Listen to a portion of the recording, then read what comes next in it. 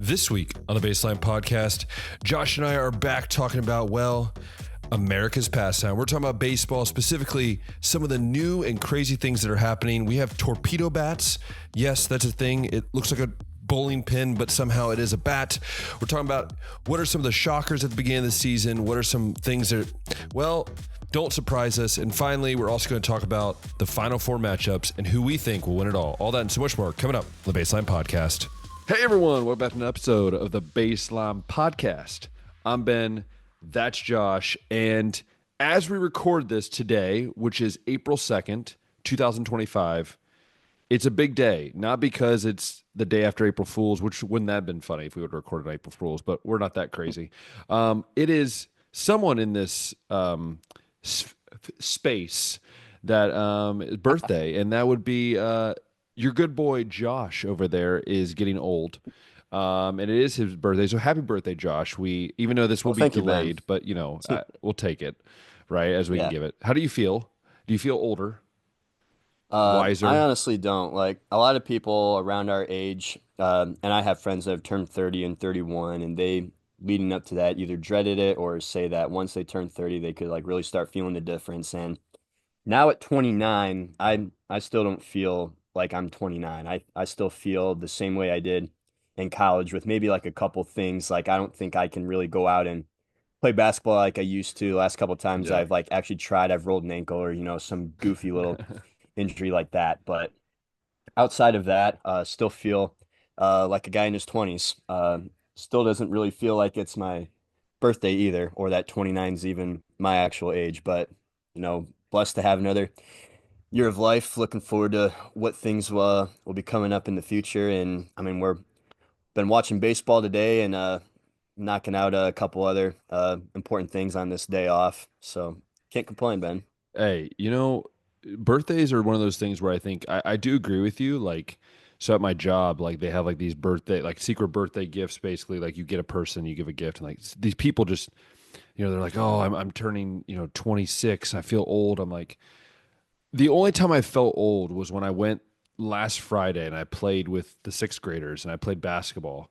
And like I ran like twice down the court and I like about died. And I was just like, I kind of knew then. And like my body was just sore. Like even right after that, I was just like, so I get what you're saying. Like, you don't feel like you're getting like, it's like, Like the day to page day, is turning. I don't feel Yeah, that. you Yeah. don't feel it, but it's like certain activities, or even like when I'm coaching football, and like this guy will be coming up to me and he'll be confused about something, and then I realize that kid's 16 years old, and I'm like, that was like freaking 13 years ago for me. Like that's when I Oh, start yeah. feeling it. Like mentally, I'm like I'm getting weirdly, or like I look back and there's like, I sometimes I get these things where someone will share like the nostalgia of the 90s babies, and it's like all these things that when we were in elementary school we did, and I'm just like, okay, so I think mentally I feel more old than I Yeah. do physically. I think in a lot of ways, the 90s kids generation was the best.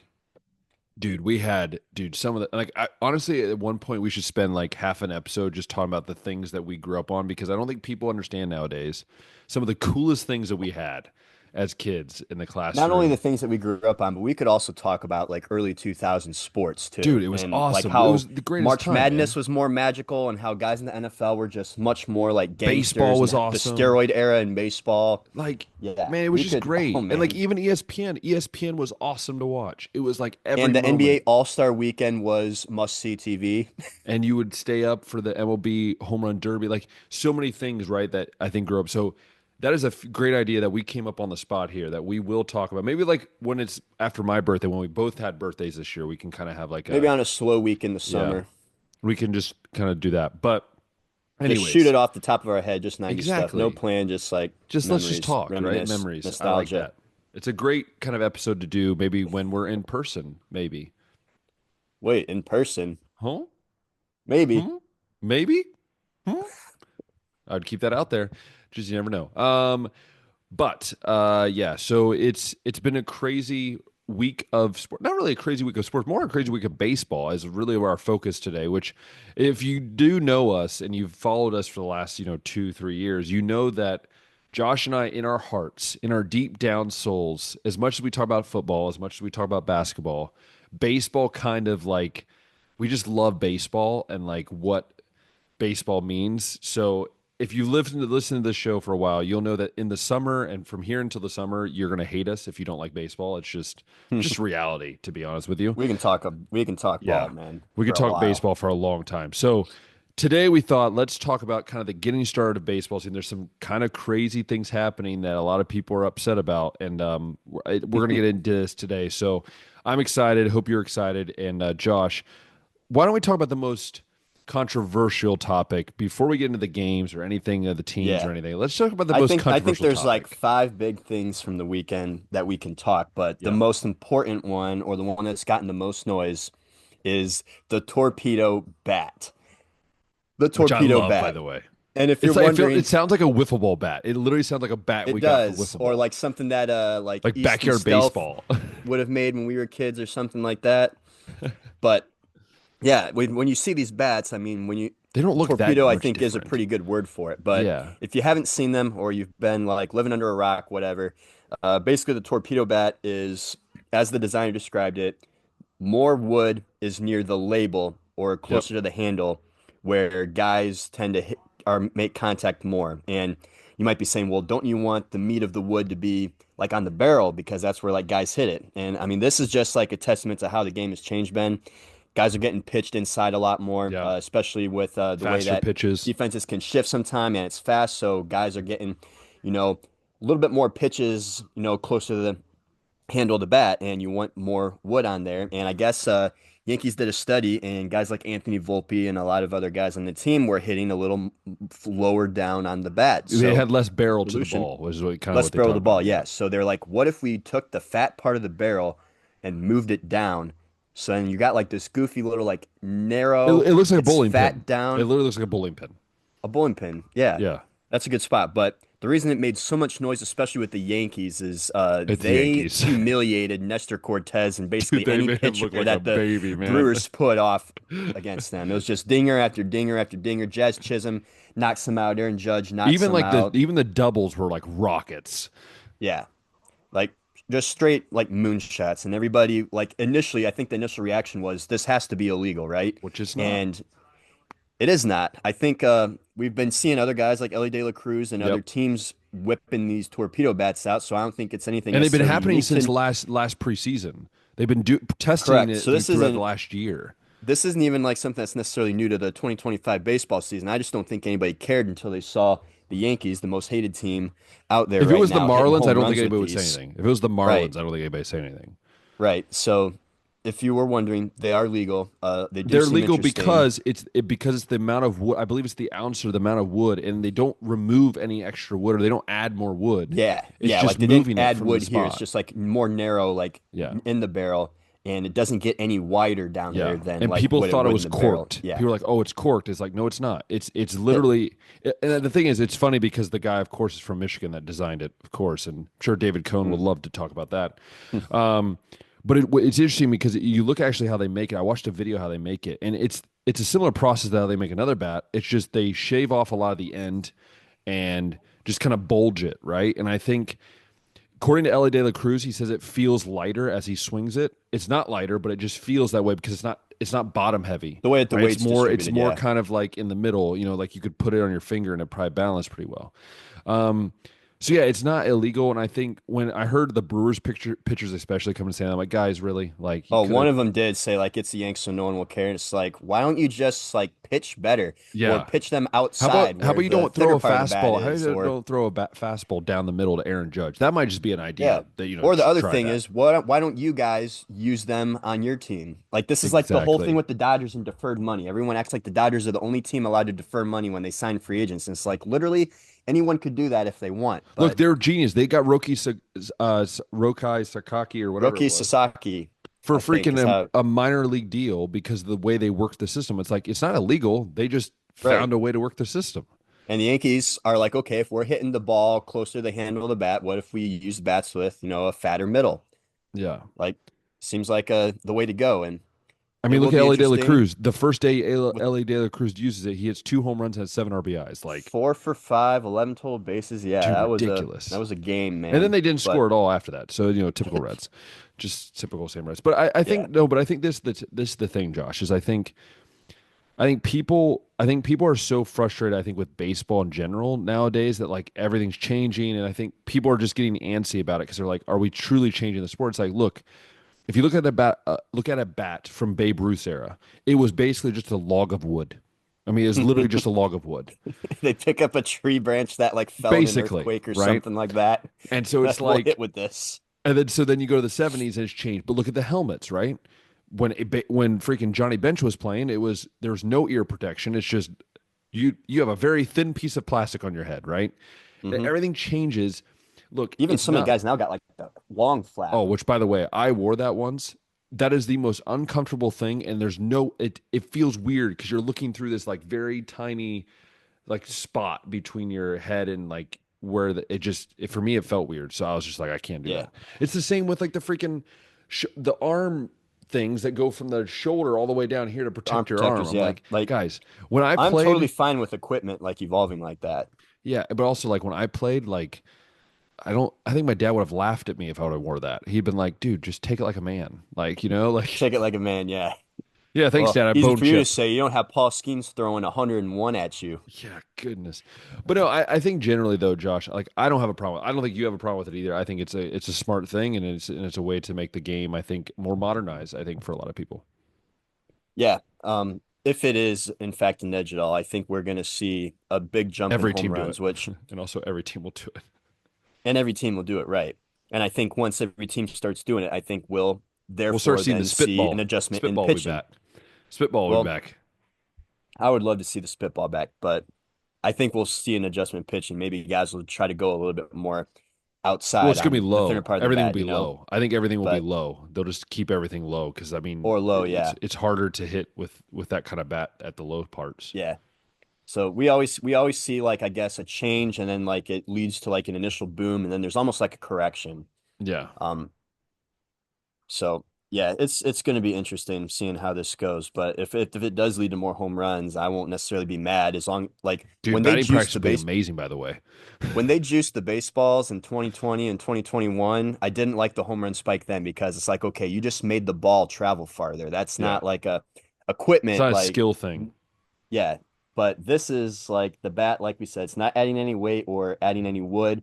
It's just like an innovation in bat technology that's going to lead to, hopefully more home Which, let's be runs. honest, batting practice will actually be fun to go to now. I feel like I'll actually be able to Hmm. get some balls from anybody. Yeah. So the verdict on torpedo bats initially, it They're sounds like I'm a fine. fan, you're a fan. Yeah. Uh, the next big thing I think from the weekend, and you mentioned his name already, was Roki Sasaki's Dude, he debut cried, out here man. in the States. He cried. It did, yeah. It led to I don't think he allowed too many runs. It was like 1 or 2 runs He walked in five, two I think innings it of was something work, like that. walked five, like 60 60, something yeah, pitches. something like that.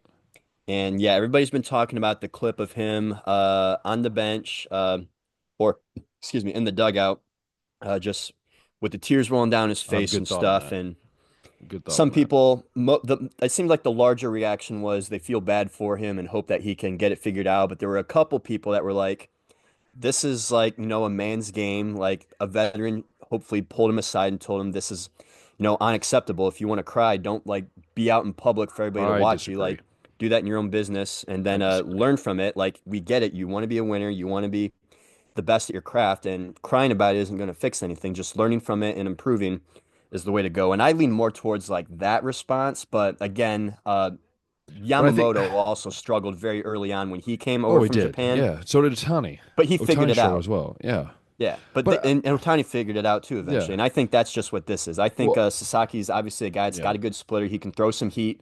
Uh, One other thing that people pointed out was that he did seem to lose a few miles per hour on his fastball over here. Wonder if that's something that he'll figure out Baseball's too. But different too. Baseballs are different from here in Japan. I do yeah, know that.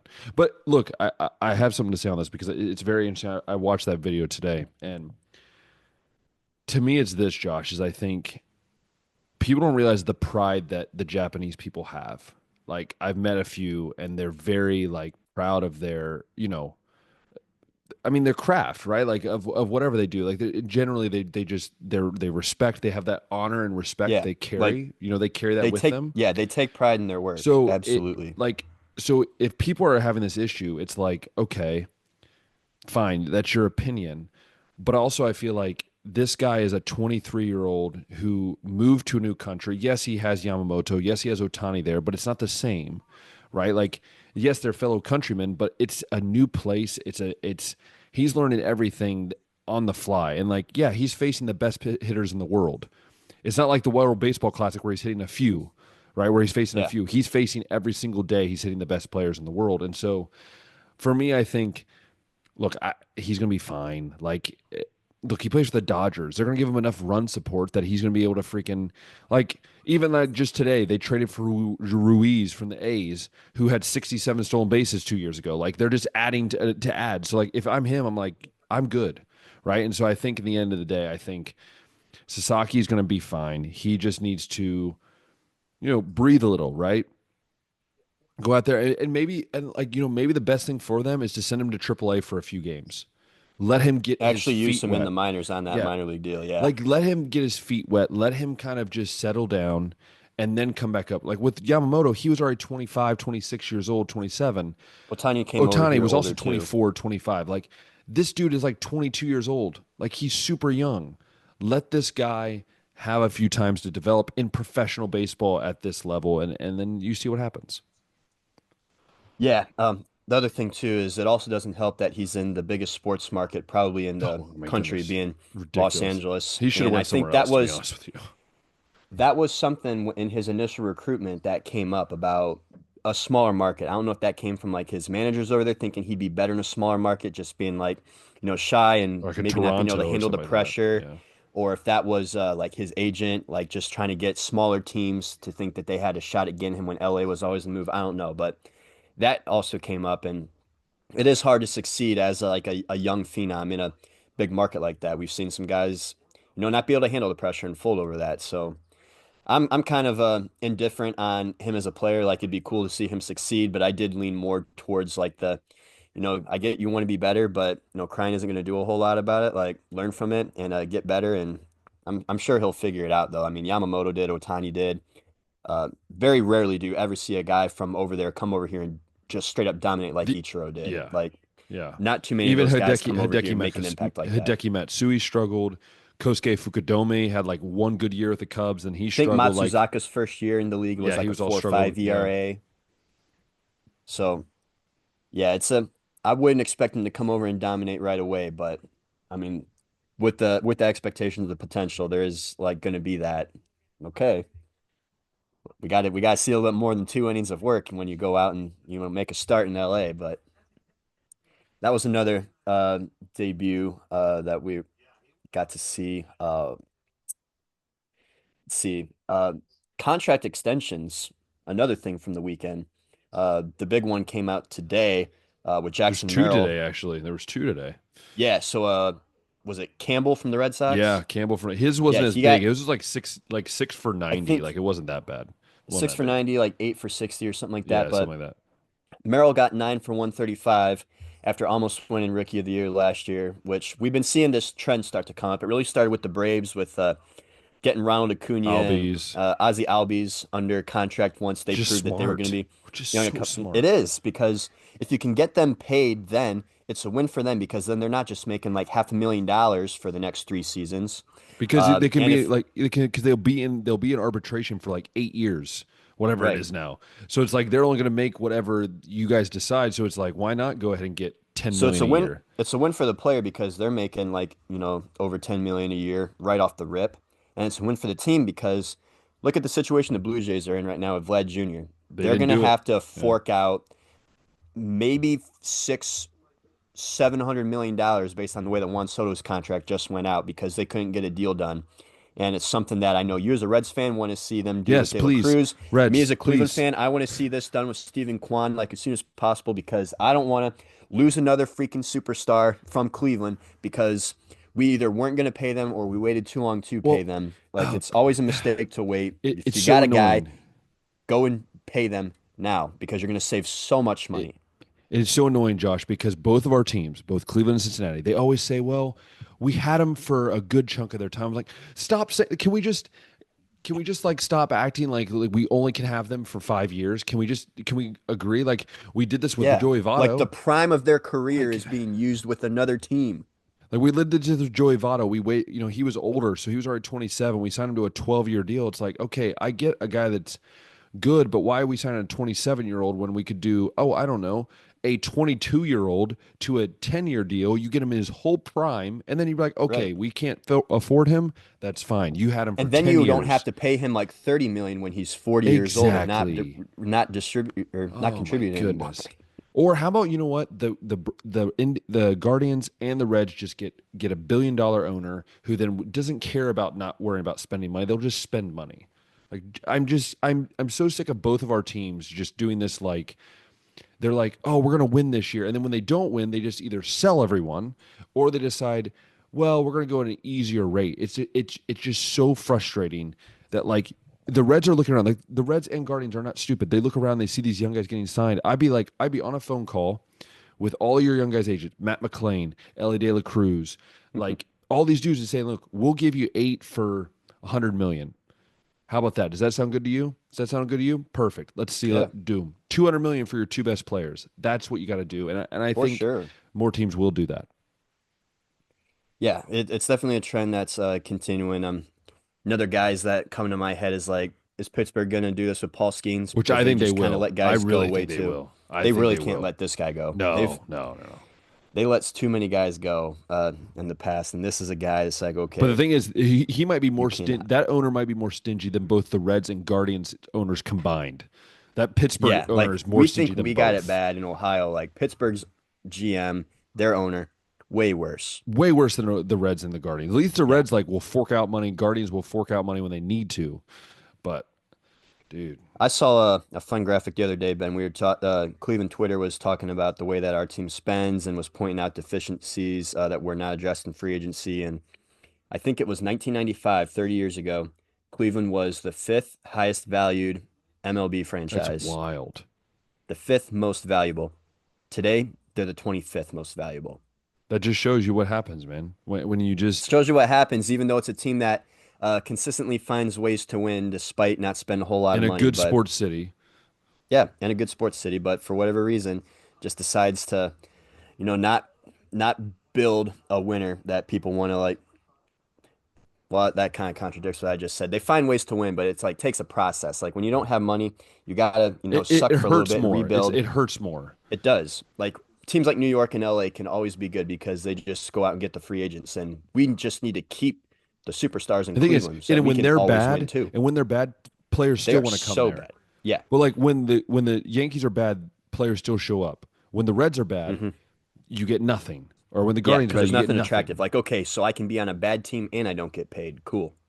Yeah, Double like whammy. it's just it's yeah. Yeah. As you can see, it's a sensitive spot for us guys. Please feel for It is us. a frustrating thing to watch. Yeah. Um, speak in more fondly, I guess, of some of the stuff going on in baseball right now outside of Ohio. Want to highlight a few individual performances so far. So this might hurt a little bit because former Red, but Eugenio Suarez, Ben, Dude, with the Diamondbacks, he is can't hit on a anything but home tear. runs. I think that's what I saw. He has 5 hits so far, and they're And all they're home all home runs, right? runs, yes. All home runs, 5 home runs, 11 RBIs. But He's that's what he first in the league in does both of though. those I That's all he categories. does. He doubles or he hits a home run. Like he does nothing else. That's just what he does. Yeah.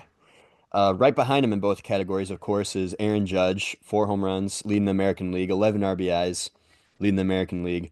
And then one guy making a really great impact on his new team behind those guys, too, is Kyle Tucker. Yeah. With his new team in Chicago, he's hitting 353, so a nice average there, but has 4 home runs, 11 RBIs, You know what's funny though, Josh, is that 1300 I feel OPS. like we should have like an April team. Every season there's always these dudes that they have such a good April and then by July they're hitting like 205 and then we forgot all about them. They went off on a tear. I feel like Yeah. every year there's like Like that seven dudes. was Quan when he was hitting 400, right? Yeah, he went That down to one like season. 275 or Yeah. something like that. Where everyone talks about Tyler O'Neill's opening day home run streak. Oh yeah, that's true. That continued, by the way. That's wild, by the way. Yeah. It's very wild. Tyler O'Neill right now, I notice is second in the league in batting average right now, but 571 is a little hard to maintain, It and we're is hard just to maintain. 5, 6 games into the season. Yeah. So that's some hitters that are starting off on fire. As far as pitching goes, Hunter though, Green, baby, even with a loss, he still pitched well yes, today. I got to watch Hunter Green and Dude, he's Jack Leiter nasty, man. today He duke is it out. nasty. Yeah, Hunter Green's got yeah, some nasty stuff. yeah. Hunter Green's got some nasty stuff. Jack Leiter, one of the young superstars, up and coming aces, His dad was also looking sick amazing. too. Yeah, yeah, they brought that up to legacy over there. In the game too, on the Reds broadcast, they have a cameraman also named Jack Leiter. That's weird. Creepy weird. Yeah, It's weird. But also yeah, the fact that Hunter Green's doing this well early in that ballpark, which is not an easy ballpark to pitch in, and to have just the way he's pitching so far, I think is finally positive for us Reds fans. yeah. Definitely like to see that. Another guy that's on a tear is Logan Gilbert. He leads the league right now with 18 strikeouts. Doesn't have a single win though, despite his 3 ERA, and that's because he's on the Seattle Mariners. Oh, that explains why. Yes, that explains why. Seattle Mariners, Ben. Yeah, it's a Wasn't that like wasn't it tough about spot three over years there. ago, Josh, when me and you were sitting here and we're like, oh, the Mariners are a team to beat, and then now they've just It looked like they might be there gone. the way that J-Rod had started off, but it's just like they got this. Everybody talks about how they got one of, if not the best starting rotations, but the way that they hit, it's like And their their bullpen's ceiling's also always going to bad just be too. 80 games. Their bullpen's not that great either. Yeah. Let's see. Another guy that's started off nice, at least that I got to watch a little bit of last night. Michael King made Cleveland look foolish. 11 strikeouts in like 5 or 6 innings of work or something like that. Nathan Eovaldi is off to a nice start too with Texas. 120 ERA in 2 starts with 17 strikeouts. Uh, and then leading the league in closing right now, Luke Jackson from Texas, who's I didn't even know who that guy was until I had to look him up. well, he's a yeah, he is a newer closer. Although his ERA is over 8 right now, so maybe this is a trend that can't continue. But Well, at uh, least he has a closer because the Reds have like six dudes that can't close, so we just kind of just throw anybody out there at this point. yeah. Uh, while on this topic too, closing and bullpens, one thing that I know us Cleveland fans are annoyed with right now is our bullpen. As You mean that unhittable as it bullpen? You was, mean the bullpen that was like basically untouchable? the untouchable bullpen last year, Ben, has been touchable in some moments. Clase had a I love how you said blown that. save right in They've his been first game. touchable. Yeah. Last night too was peak bullpen struggles. It I seemed think like anybody that Clase's they brought playoffs. out. I think Clase's playoffs is really going to carry over this year. I have this funny feeling. That was something that yeah, that people have been bringing up is the way that he pitched against Detroit and then New York still in his head, or was he just like on this tear and this is a slump that he's gonna have to get out of? I don't know. I don't think this is like the real Emmanuel Clase because he's never been like this bad of a pitcher. But as far as the rest of the bullpen guys go, a lot of those guys, that was their first time doing really well. And I would have liked to have seen them not take that for granted. Uh, Obviously, I wanted them to go out and get some bats with some of the extra money that we had, but they kind of just treated the bullpen like, yeah, these guys are going to perform exactly And bullpen is like one of how those they did things last like year. closers are about the only thing that is consistent usually year to year. Everybody else is usually fluctuating. It's Yeah, very hard to find a guy that goes like Andrew Miller is the last one I think the Guardians had that was consistent every year. yeah. But like even for the Like, Reds, like Alexis Diaz, who was like our stud 2 years ago, is like not even barely playing right now. Like he's just not good. yeah. Like the main dudes that were crushing it were Tim Herron, Hunter Gaddis, Cade Smith, and again, those are like all newer guys out there. So it's going to be something that's going to have to change going forward. Uh, and we're still early in the season, so this is That like is maybe true. just some overreactions, but definitely observations early on in the season. Uh, Cleveland bullpen, yeah, get it together.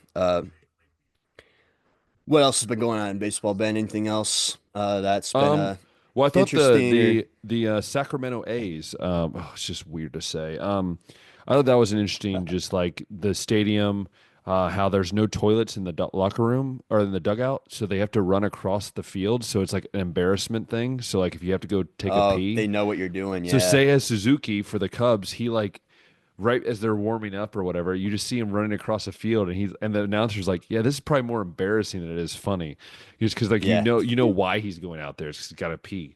Um, but then also like the way they honored Ricky Henderson, which I thought was really awesome, and that was really cool. And it's funny that that you talk about Ricky Henderson, the man of steel, and yet their best stolen base threat in Ruiz, who 2 years ago had 67 stolen bases. Last year, he just can't hit. But they traded Hmm. him to the Dodgers. I'm like, interesting move. But Yeah. no, but for me, it's interesting. Another thing that popped up for me was I have this feeling about this year, Josh. Is like I don't think there's outside of maybe the Dodgers. I think there's a lot of races that are wide open. I think the NL Central, it might go until end of September, to be honest with you. Like the way it's going right now. And again, it's very early, but Yeah. even the East is both East are looking that way. So it'd be very interesting. Yeah. The Dodgers, as it stands right now, are the only undefeated team left right now. But yeah, speaking of that NL Central division right now, the Cardinals and the Cubs both got 4 wins. They're at the top right now. Milwaukee did have to face New York early. Pittsburgh, we figured that they'd probably be near the bottom with how little they try. Cincinnati, they're going to be They're inconsistent, I think. They competitive got a right lot of there. They're very competitive. Is they're a team that problem. you can't take lightly because they got some stars that can definitely They're flash, just but they also young, are going to have those moments that really super frustrate young. you. Uh, and like I said, Kyle Tucker's been a nice boost for the Cubs. I know that they've been kind of in this weird, like, are they rebuilding? Are they trying to win? Kind of phase last couple of years. But going out and getting Kyle Tucker made me think that they want to try to compete. The Cardinals are a team too, where it's like I don't think they really had that loud of an off season for the way they played last year, but maybe just some guys are Shows their gonna get it development, figured man. out over there. Um, see, what's another one? Surprisingly, and this is still because it's early, Ben, out in the AL West, the Angels are 4-2. That ain't gonna We last. don't We know. both know that. We don't know how long that'll last. The White Sox are almost 500 at 2-3 in the AL Central. I think They're still bad though. I watched them the other day. They're so bad still. Like they're just not good. I'm trying to think of There's, what the graphic was I saw. Their 4 starters in the first 4 games didn't allow an earned run, and that's only been done like 4 or 5 other times. and yet they still lost 3 games. And they've lost 3 games so far this year, yes. Actually, no one in the AL Central has a winning record right now, and I don't think that's And too that's why I said the surprising to two. They said the anybody. two centrals are just messed up right now. Yeah, yeah. Uh, Still early, but Boston for some reason is 1-4 right now. I know they extended Garrett Crochet. That was The a Braves are playing smart move terrible right on now. their end. The Braves are also awful too. Yeah, they They're are 0 and awful 6, right have not now. won a game. They're And to awful make right matters now. worse, Jerks and Profar, this can probably be Yeah, the this last is big thing we talk yeah. about. Suspended 80 games now without pay Which is a because guy who of I never would have thought would drug have done it. PED use. Yeah. Which he's a Now, guy that I would never thought, to be honest with you. now, when you initially hear that news, I was thinking to myself, okay, this guy's been in the league for like a decade. He didn't have one good season until last year. This makes perfect sense. But in the statement that he released through the Players Association, he insisted that he was tested 8 times last year and passed every single time. He said that he would never knowingly take something to boost his performance because of how much respect he has for the game. All the stuff that guys always say in these Yeah. situations. What he was busted for, I can't remember the name of the drug, but it's the same thing that Manny Ramirez was busted for. It's basically I don't know if it's considered or mainly used as a female fertility drug, but it's supposed to spike testosterone production after you go off cycle for a little bit. Like if you're taking a cycle and it's going to boost like some of your natural testosterone production, then you go off of it and then it like crashes. You take this to accelerate your natural production back up again. Weird. Yes, I believe this is the drug that Weird. it said Manny Ramirez popped for. So you could say like, okay, if that's the case, maybe he was knowingly juicing last year. He was just taking stuff that were not going to get caught or that weren't getting tested yet, or found some other like way to get around the test.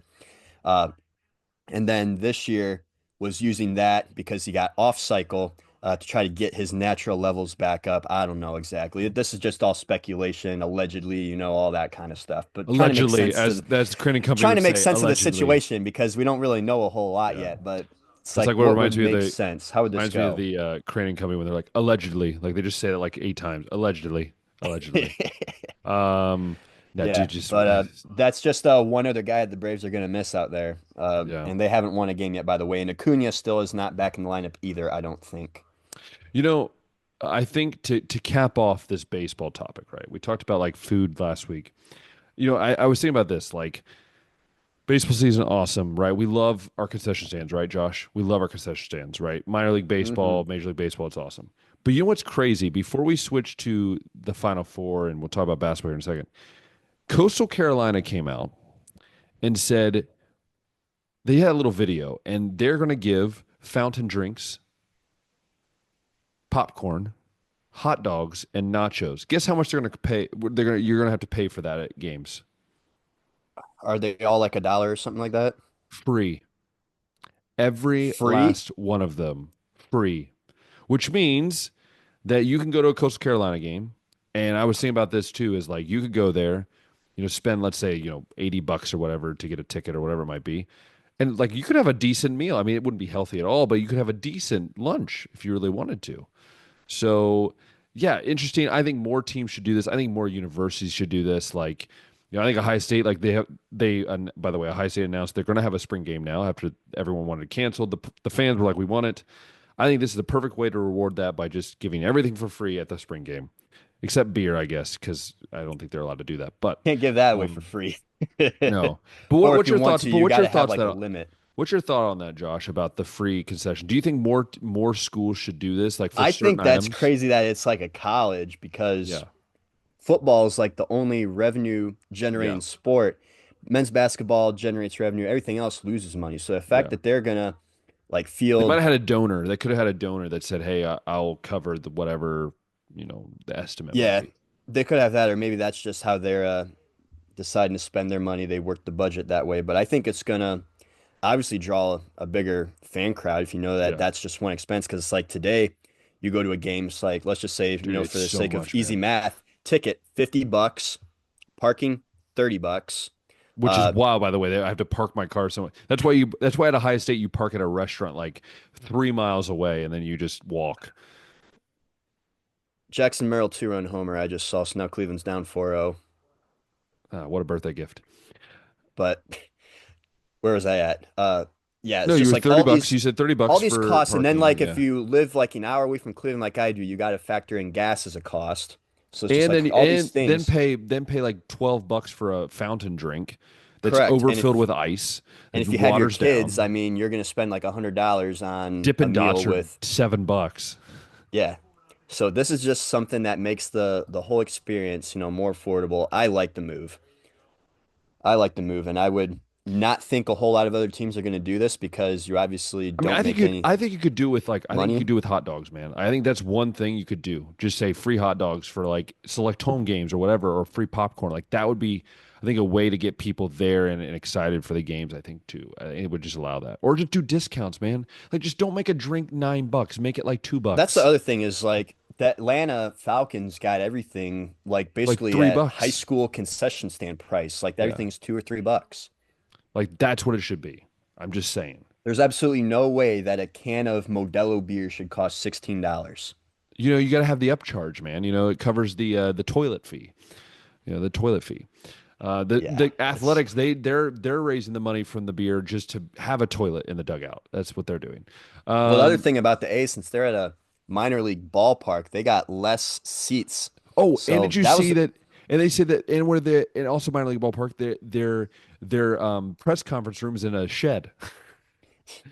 Tampa Bay's the other team that's playing out of a minor league That's field now true. just because of the Tropicana field getting Yeah, destroyed in that one hurricane. But that was the other thing I thought of today when I watched the end of Pittsburgh and Tampa Bay and I thought, dang, they probably are losing a ton of money oh because yeah. capacity is Well, like, I don't know it's how many Tampa Bay people they though. can fit there, but it also happens to be Tampa Bay and Atlanta, the Never two they lowest never attended they never get parks. them. So Yeah. it's like, yeah, if New York had to play in like a minor league field, they would lose a ton of money in tickets. I don't know Yeah. how much money they're actually going to lose in tickets being the way that the team's already would get ticket sales at their big stadium, but that was another thing I thought it Yeah. was.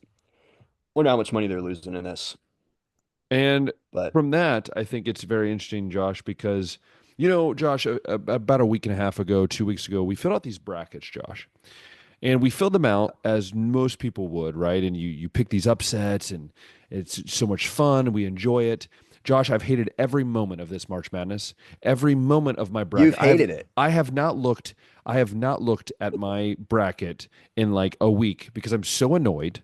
I'm so done with this garbage that now every year from now I'm going to mess it up because my brain's going to be so shredded cheese inside because I'm trying to figure out how to do it.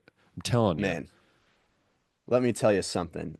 All four number one seeds in the Final Four for the first time since Wild. what was it, 2008 when it happened the first 2008. time. Yeah, And that tournament was a blast to watch, I it can remember, was. because that was when Steph Curry and Davidson, basically, you had a Star is Born moment right there. Yeah. And he went on to become, somebody big in the NBA from that. But all four number ones, that championship game, I think Derrick Yeah. Rose was on the Memphis team that lost, and Mario Chalmers hit the three that sent it to overtime for Kansas. And then they eventually won it. Like, what a fun tournament it was. More nostalgia. It seemed like March was more magical then. Yeah. But this year has not seemed as It's magical. been Like we boring. It's like just we've already been discussed. boring. I don't think any 1 through 4 seed lost in that first No. first round. Only a So couple boring. fives lost, only 1 6 lost. We had an elite eight of all four number ones, three of the twos, and one of the threes. And now we It's have, just yeah, a final four boring. of all the ones. I did Where's find the this out fun? though. I did find this out though. TNT and CBS delivered the best viewership of the first two rounds of the tournament since 1993, averaging 9.4 million viewers through the second round. Really? So even in the midst of the better teams winning most of the time, which a lot of people, are going to gripe about, Yeah. a lot of people were still tuning in. I don't have stats on the Elite Eight and the Sweet 16 television numbers and stuff, but I think I said it before and I'll say it again. I don't have an issue with watching the best teams win No, and I then don't getting like either. a one No, and a I one don't. in the final four. Like that's the best possible matchup we can get. Like getting to watch uh Auburn versus it's gonna be Florida, right? Yeah. Auburn and Florida. And then we're gonna get to see Duke face Houston. Like Yep. this is awesome to me as like a sports fan. And I know that people are gonna be mad because like no 10 seed like reached Elite Eight or whatever just to get spanked by like the eventual number one or whatever it would have been. But these set up some pretty nice games for us, Ben. I'm not too upset about that. Just interesting. And I kind of touched on this last week. I'll bring it up again. We're just a couple years removed from that Final Four where San Diego State and Florida Atlantic were there in 8 and 9, and like Yeah. UConn at 4 was the highest seed. And everybody thought this is going to be the trend now. The transfer portal and the NIL have leveled the playing field in college basketball that these low seeds now are going to, routinely make the Final Four. And now just a couple years later, we're like super top heavy. And even like reading through the top 25 bracket before the tournament had started, like the league seemed this year pretty top heavy. Yeah. But March is March, so you always got to pick your upsets. But the better teams have been winning, and it hasn't even been close in some cases. So now that we're here, I wonder if this will continue to be a trend where it's like the rich teams just figured out finally how to, use NIL and the transfer portal to their Yeah. advantage. And this is going to be the way that college basketball is. It's kind of the opposite on the football field, which I find interesting. It seems like, at least this last season, the football field seemed more level. And I wonder if it's just a matter of time before, the big teams like Georgia that we're used to seeing dominate more than what they did this year. Uh, Even Ohio State, I know they won the national championship, but losing 2 games, the regular season looked kind of a bland at Yeah. times. Just the bigger teams will eventually figure this out, I think, and we're going to see like a bigger gap between, those 4, 5, 6 teams. College basketball, it looks like it's at least was that way this season, but these are also just, one-off seasons, or at least have the potential to. But I wonder if this will continue to be the trend. Yeah, it's going to be interesting. I'm interested to see what it does and or how it affects, I should say, like the future. Like, what does this year mean for the future of basketball? Will be interesting to see. But I think, look, as an Ohio State basketball fan, like I haven't been in the tournament in 4 years, like so I have not much to say as a fan. But I will say is like, yeah, you're right. Like it's fun to see the best teams play, and I'm excited to see who wins and. Um, but yeah, it's a little more boring this year, but I think it also makes it a little bit more like real competitiveness, and it allows for I think a better viewership at the end. I think so. Uh, so breaking down some of these matchups, we're talking about them a little bit. I know we both picked Auburn to win it all. Yeah, I think that's the only team that any of us got right in the Final Four. Unless, did you have Duke? I'm trying to remember. I can actually. This is the thing. I think my Final Four is pretty intact. It's not too crazy. So I Auburn's the only had one I had. so I had sorry, here we go. So I had Auburn. I did have St. John's. So I had Auburn, I have Duke, and I had Tennessee originally. So I have two of the Okay. four. Two of the four. You did But then one better than I my did. final matchup was Duke versus Auburn. So I still have technically my two final matchups. Okay. They're in there.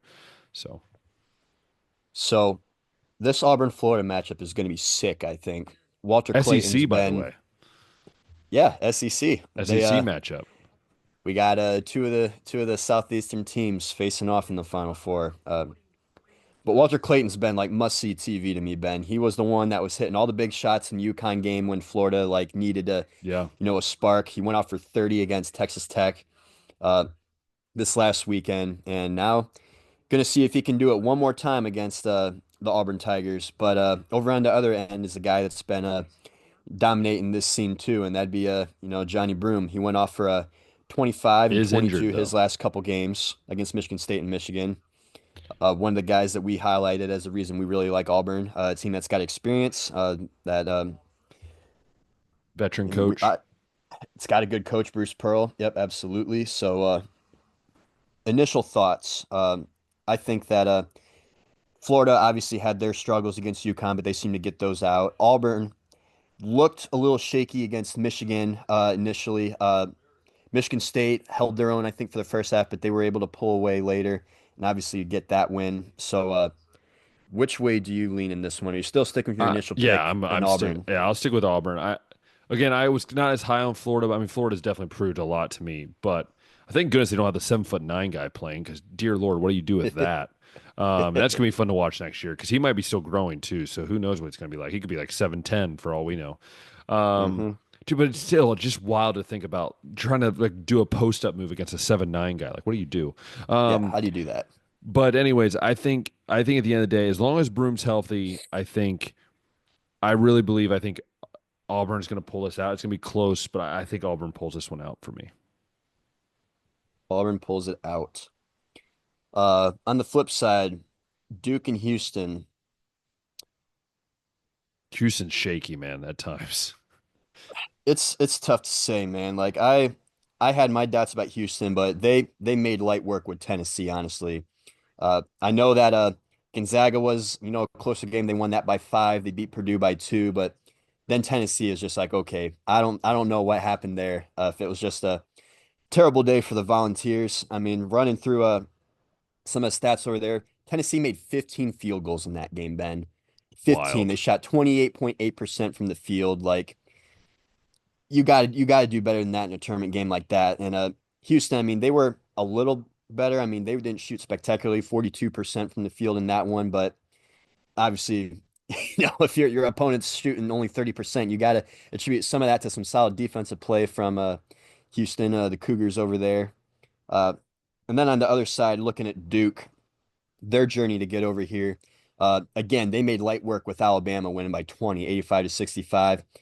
They had a tough matchup against Arizona the week before, or the game before, 100-93 in that one, but dominated Baylor as they should have, and dominated Mount St. Mary's in their first game. They've looked like the better team, I think, so far, to agree with you. And a big reason for that has obviously been the play of Cooper Flagg, pulling up some of his stats right now for you. This kid, the last couple games this Stud. tournament, went off for 16 points, 9 rebounds in the game against Alabama. The Arizona matchup, he went off for 30 in that one, had 6 rebounds, 7 assists for that one. Also shot 3 for 5 from 3 in that one. But I do think Duke has the hotter hand coming to this one. What are your Yeah. thoughts on this one? Yeah. For me, Duke. It's for me, I think it's pretty straightforward for me. I think Duke really I think Cooper Flag, I don't think they have anyone that could stop Cooper Flag. Like Houston's also great at like They're very in shape. I think they ran like all their guys can run in the mile under 5 minutes. It's ridiculous, or it's like under 4:30 or whatever it That's is, super something good like that. conditioning. Yeah. Yeah, but I think Cooper Flash is gonna be too much, and I think Duke will kind of run away with this at the end.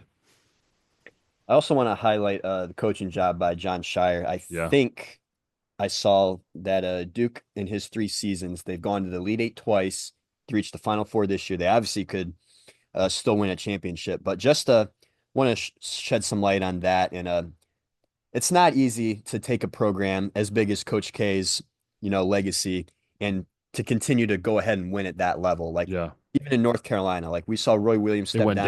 down. Yeah, Like we did have that run where we went as an 8 seed to the national championship, but then we had the season where we missed the tournament yeah, entirely, being and should have preseason missed it number this one. year. And we probably should have missed it this year. You're absolutely right. I wouldn't have been too upset if we had, but taking over a program, like a lot of people will say that, Duke, North Carolina, Kansas, like these big programs, they recruit themselves. So they won't really give a whole lot of credit to the coaching job, but to, continue to have Duke at like the level that they're at, go 35-3 this year and be in position to win a national championship and be coming off of back-to-back Elite Eight appearances. I think that speaks to John Shire, like being, fit for the job. Like it was a great hire over there. I know that he's been an assistant on the staff, a guy that Coach K trusted to take over. And as much as it pains me to say it, because, I'm a Carolina fan, like they got a good guy over there. I don't think that Duke as a program is going to be going anywhere anytime soon. No, I agree with you 100% with that, and I think it's a very key point that you made, and yeah, I think it's gonna be a fun game, and we'll see whoever wins this out of these four teams deserve it. So that's for sure. Yeah. Yeah. We got the four best teams in the final Yep. four. I'm excited for that. And then national championship will be on Monday. So we can go ahead and next episode, I'm we'll just staying with recap that yeah. and I'll talk be about it staying as with a whole. Auburn, so I think it's gonna be Auburn Yeah. anyway. So I am going to stick with Auburn to win it all too. can't But go against my freaking bracket at this point. right at this point, I'm kind of rooting for my bracket too, but I still feel the same way I do about Auburn. But it also wouldn't shock me if Duke came out and Yeah. won it all too. I think that'd Uh, be the second team that'd be like, oh, Duke won. Not too surprised. yeah. Well, before we finish up, Josh, I literally was looking at my phone and I just saw a notification that there was another contract extension in the MLB, and that is Ketel Marte signed a 6-year extension with the Diamondbacks. So Mm. that just dropped. So we are just a news dropping organization. Some would say we are almost as good as the Clinton News Network. So, anyways, I'm sorry. I just some would say we're doging the question. I'm oh man, I'm struggling today, Josh. That was a bad joke. Doging the question, that was bad. Dozing the question. That's just bad. Anyways, yeah, I don't think we have anything else to share with you guys. But do know, obviously, there'll be more things coming. We might have some more baseball talk. We might have football, some more basketball. We'll see what happens. Obviously, the NBA playoffs are going to be right around the corner, so we're going to talk about how the Cavaliers will win it all. Saying it now, but it's going to be interesting to see what happens over these next few months. So, anyways, we hope you guys had an amazing time with us. If you love listening to us, love watching us, then on YouTube, go click that thumbs up button, hit the subscribe button, hit the notification bell. Let us know down in the comments. Let us know. Would you rather have free hot dogs or free waters at a game? Because I can tell you, waters are stupid expensive at sporting events. Which would you rather have? A meal? Huh. Would you pay for the water? That's the question down below. So answer that, Dad. Dad, you can't say both. Okay, Dad, you can't say both.